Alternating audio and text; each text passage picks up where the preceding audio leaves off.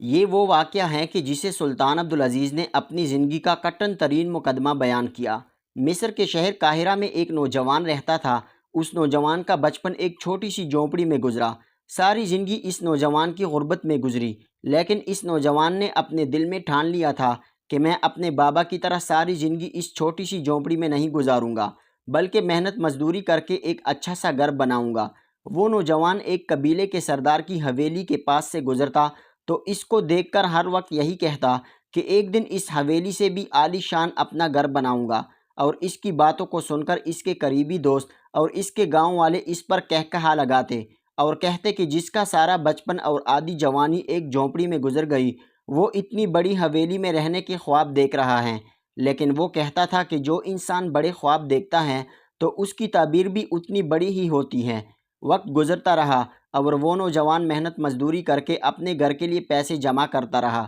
اب تقریباً اس کی عمر 25 سال کی لگ بھگ ہو چکی تھی۔ اس کا باپ بوڑھا ہو چکا تھا۔ اس کا باپ اب کمانے کے قابل نہ رہا۔ اس کی بوڑھی ماں قبیلے کے سردار کے پاس ملازمت کرتی تھی۔ اس کی ماں کے کمائے گئے سکوں سے ان کے گھر کا گزارا ہوتا تھا، اور وہ نوجوان جو پیسے کماتا اپنے اچھے گھر بنانے کے لیے ان کو جمع کرتا رہا۔ وقت گزرتا رہا اور تقریباً 28 سال کی عمر میں اس نوجوان نے اتنا سونا جمع کر لیا کہ اب ایک اچھا گھر بنا سکتا تھا۔ اب اس نے اپنے باپ کو ایک دن جھونپڑی میں کہا کہ بابا جان، میں نے بچپن میں ایک خواب دیکھا تھا کہ میں آپ کی طرح ساری زندگی اس جھونپڑی میں نہیں گزاروں گا، بلکہ محنت مزدوری کر کے رقم جمع کروں گا اور ایک اچھا سا گھر بناؤں گا۔ لیکن اچھا گھر بنوانے کے لیے میں نے تو رقم جمع کر لی، لیکن جس جگہ ہمارا گھر ہوگا اس جگہ کے لیے ہمارے پاس کوئی زمین موجود نہیں ہے۔ تو اس کے بوڑھے باپ نے کہا، بیٹا تم اس بات کی فکر نہ کرو، کل میں گاؤں میں جاؤں گا اور گاؤں کے چودھری صاحب سے معلوم کروں گا کہ اگر کسی کے پاس کوئی موزوں جگہ بیچنے کے لیے دستیاب ہوگی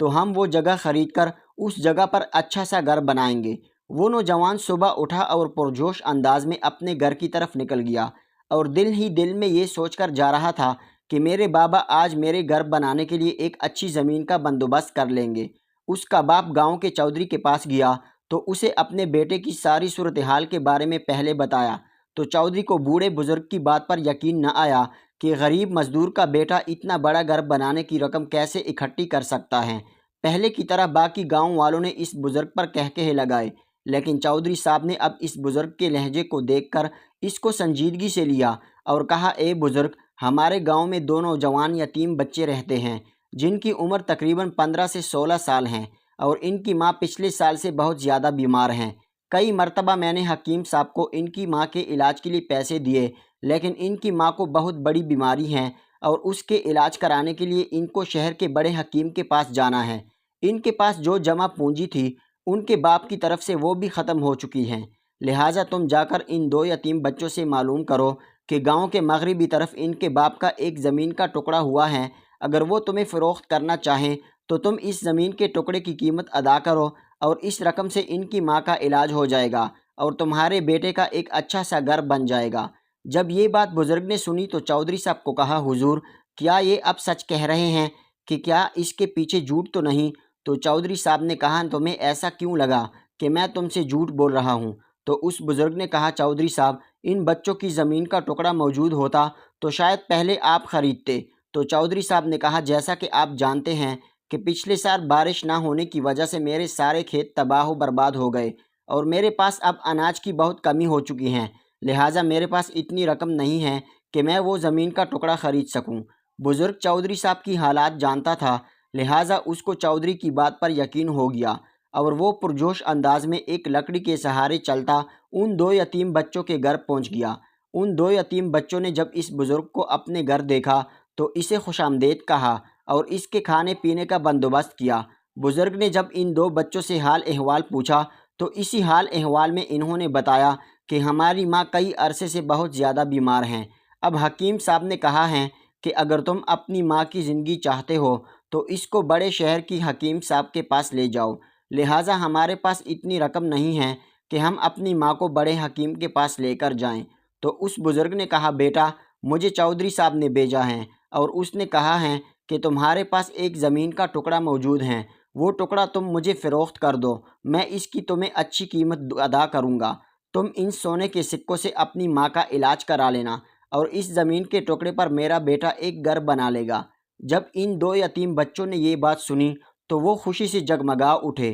کیونکہ انہیں اس زمین کے ٹکڑے کے بیچنے کے بارے میں پہلے کبھی خیال نہیں آیا تھا۔ جب ان دو یتیم بچوں کی طرف سے زمین کے ٹکڑے کو فروخت کرنے کی رضامندی حاصل ہوئی تو اس بزرگ نے ان دونوں بچوں کو، جن میں سے ایک کی عمر تقریباً 14 سال تھی اور دوسرے کی عمر 16 سال تھی، ان کو اپنے ساتھ لیا اور چودھری صاحب کے پاس لے گیا۔ چودھری صاحب نے زمین کی مناسب قیمت بزرگ کو بتائی اور بزرگ نے مقررہ وقت پر چودھری صاحب کو اس کی رقم ادا کر دی، اور پھر چودھری صاحب نے وہ رقم دو بچوں کے حوالے کر دی، اور اسی طرح اس بزرگ نے وہ زمین کا ٹکڑا خرید لیا اپنے گھر کی زمین کے لیے۔ وہ نوجوان بہت خوش ہوا کہ میرا آدھا خواب مکمل ہو گیا، اب میں چودھری صاحب سے بھی بڑا اپنا گھر بنواؤں گا۔ وہ دن رات محنت مزدوری کرنے لگا اور تقریباً 1 سال کے بعد اس نے اتنی رقم جمع کر لی کہ اب اس کے گھر کے پیسے اکٹھے ہو گئے۔ اب اس نوجوان نے اپنے گھر کی تعمیر کے لیے مزدور اور معمار لگا دیے، زمین پر کام شروع ہو گیا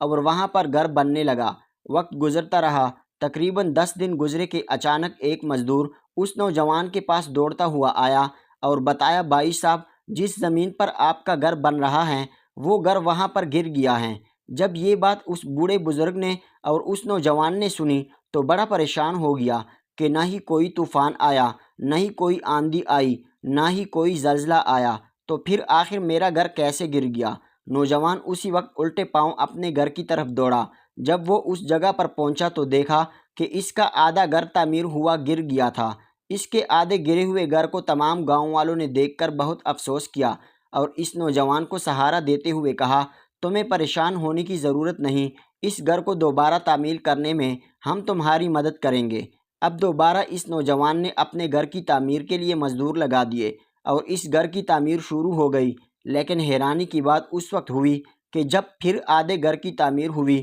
تو پھر وہ گر گیا۔ یہ منظر دیکھ کر تمام گاؤں والے پریشان ہو گئے اور چودھری کے پاس پہنچے اور چودھری صاحب کو بتایا، حضور، پہلی مرتبہ ایسا ہوا تو ہم نے اس کو اتفاق سمجھا، اب دوسری مرتبہ ایسا ہونا یہ اتفاق کی بات نہیں، آخر کیا وجہ ہے کہ بغیر کسی ہاتھی، بغیر کسی طوفان، بغیر کسی زلزلے کے اس نوجوان کا گھر کیوں گر جاتا ہے؟ چودھری صاحب نے اس نوجوان کو کہا، اے نوجوان، جو کمائی تم اس گھر کی تعمیر کے لیے لگا رہے ہو وہ کسی یتیم یا غریب کا حق نہیں؟ تو اس نے کہا، نہیں چودھری صاحب، آپ سب گاؤں والے جانتے ہیں کہ میں نے محنت مزدوری کر کے یہ رقم اکٹھی کی تاکہ اپنا گھر بنا سکوں، اور اس بات سے تمام گاؤں والے بھی واقف تھے کہ وہ نوجوان کتنا محنتی اور لگن والا تھا، لہٰذا گاؤں والوں کو اس پر پورا یقین تھا کہ گھر کی تعمیر میں استعمال ہونے والی رقم حرام کی نہیں ہے۔ چودھری صاحب نے امام صاحب کو اپنے پاس بلایا اور اسے ساری صورتحال بتائی تو امام صاحب نے کہا، چودھری صاحب،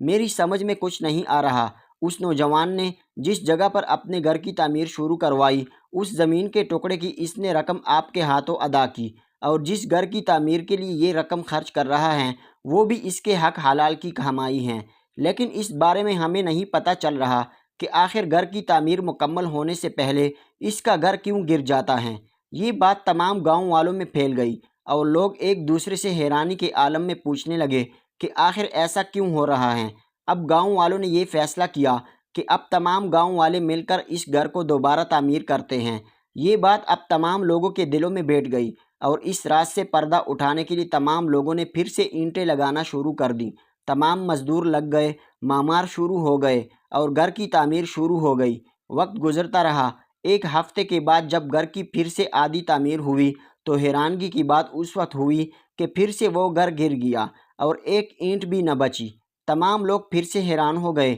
اور چودھری صاحب کے پاس گئے اور کہا، حضور، اس بات کی سمجھ نہیں آ رہی کہ آخر اس نوجوان کی حق حلال کی کمائی کے باوجود اس کا گھر کیوں گر جاتا ہے۔ یہ سن کر چودھری صاحب بھی پریشانی کے عالم میں بیٹا سوچ رہا تھا۔ اتنے میں ایک بوڑھا بزرگ بولا اور کہا، اس مسئلے کا حل صرف ایک انسان کے پاس ہے، اگر اس انسان تک ہمیں رسائی حاصل ہو جائے تو وہ اس مسئلے کا حل نکال سکتے ہیں۔ تمام لوگ اس بزرگ کی طرف متوجہ ہو گئے اور سوچنے لگے کہ آخر ایسا کون سا نوجوان ہے جو اس مسئلے کا حل نکال سکتا ہے اور اس راز سے بھی پردہ اٹھا سکتا ہے کہ آخر اس گھر کی آدھی تعمیر ہوتے ہی اسے یہ گھر کیوں گر جاتا ہے۔ اس بوڑھے بزرگ نے کہا، کہ اگر اس بات کی خبر ہمارے سلطان عبدالعزیز کو ہو جائے تو اس نوجوان کی ساری زندگی کی محنت کی کمائی سے بنایا گیا گھر 3 مرتبہ گر چکا ہے، حالانکہ اس کی کمائی بھی حلال کی ہے، اور اس نے جس زمین پر گھر تعمیر کیا وہ بھی اس کے حق حلال کے پیسوں سے خریدی گئی ہیں۔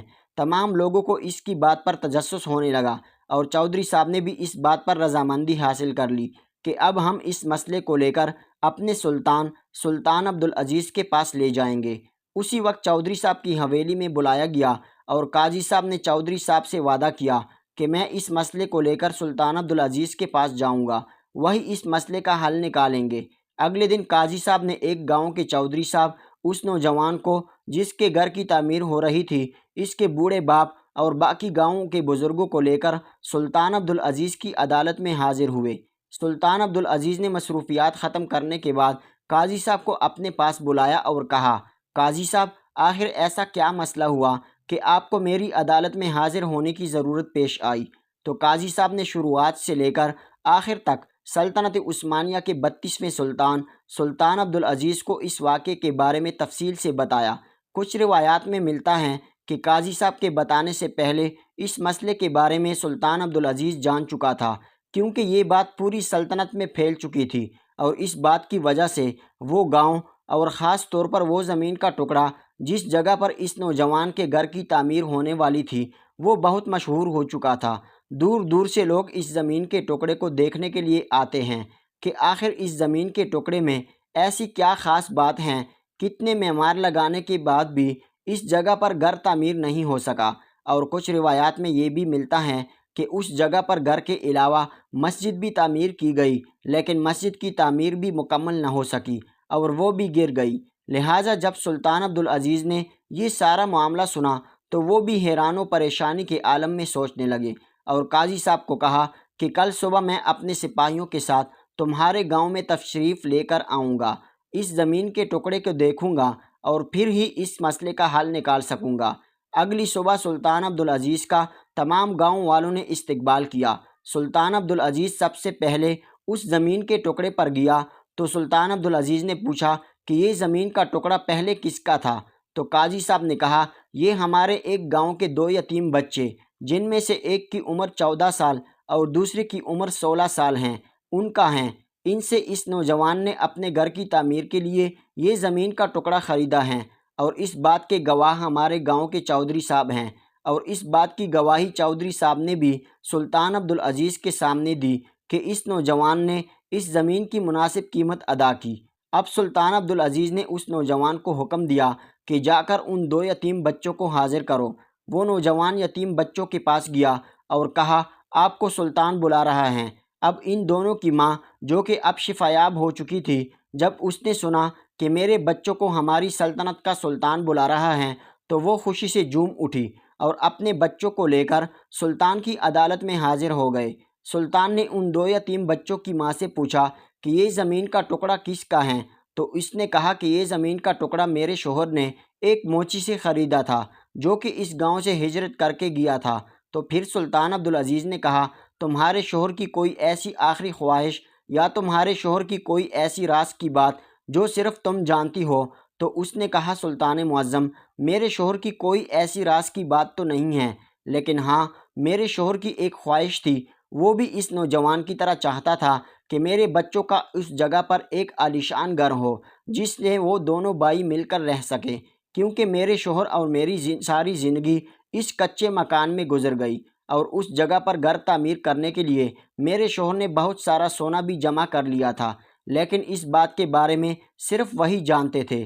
کہ اس نے وہ سونا کہاں رکھا ہے، اور اس کی اچانک موت نے اس کی تمام خواہشیں اس کے ساتھ دفن ہو گئی، اور اس سونے کے بارے میں کسی کو نہیں پتہ۔ لہٰذا تب سے لے کر آج تک وہ زمین کا ٹکڑا اسی طرح پڑا رہا۔ جب یہ بات سلطان عبدالعزیز نے سنی تو وہ سوچنے لگا اور کہا، آخر ان 2 بچوں کے باپ نے وہ سونا کہاں چھپایا ہوگا؟ تھوڑی دیر سوچنے کے بعد سلطان عبدالعزیز نے سپاہیوں کو حکم دیا کہ بہت سارے مزدور لے کر حاضر ہوں۔ چند ہی لمحوں میں بہت سارے مزدور کھدالے اٹھائے حاضر ہو گئے۔ سلطان عبدالعزیز نے ان تمام مزدوروں کو حکم دیا کہ زمین والی جگہ پر کھدائی شروع کر دی جائے۔ تھوڑی بہت کھدائی پہلے بھی ہو چکی تھی، اور اب مزید اس جگہ پر کھدائی کرنے لگے۔ کھدائی کرتے کرتے تھوڑی دیر میں ایک مزدور نے آواز لگائی، حضور اس جگہ کے نیچے ہمیں ایک صندوق دکھائی دیا۔ مزدور وہ صندوق لے کر سلطان عبدالعزیز کے سامنے حاضر ہو گئے۔ اس صندوق پر ایک بڑا سا تالا لگا ہوا تھا